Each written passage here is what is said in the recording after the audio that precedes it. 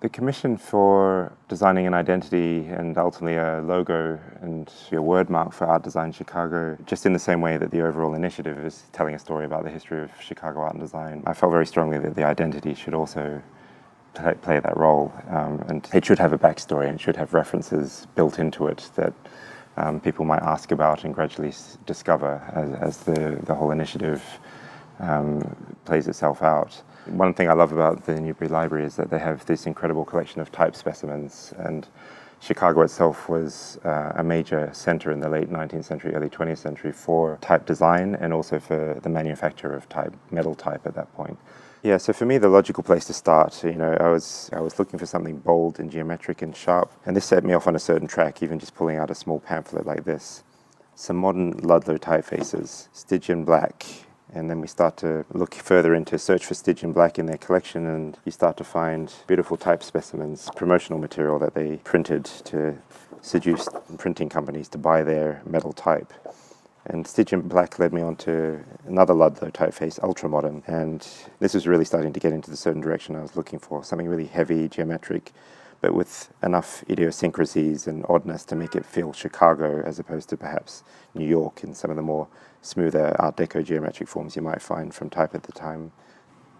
And going through this and talking to Paul Gale, the custodian of a lot of these collections here at the Newbury, showing him Stygian, I think it reminded him of something, and he ran off and came back with this Cubist bold, advertising a la mode, advertising a la modern.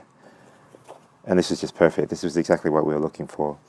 The very kind of heavy bones, perfect weight that we needed for something bold for the identity.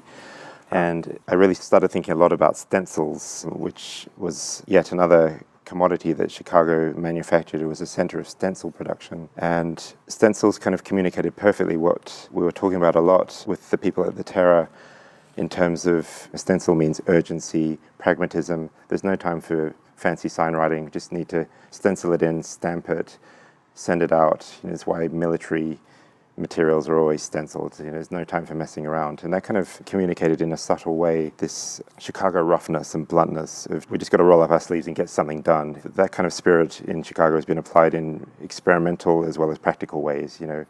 We were gradually getting this perfect combination of a simplified version of Cubist bold made into a stencil, something that even in let alone print forms, but even in web forms, we can use the stencil to kind of place on top and stamp through artworks, which then reveal themselves.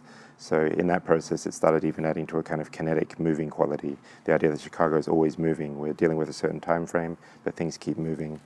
And the stencil has ended up becoming a fundamental part of that as a cropping device that can then be pulled away and revealed or applied on top of again.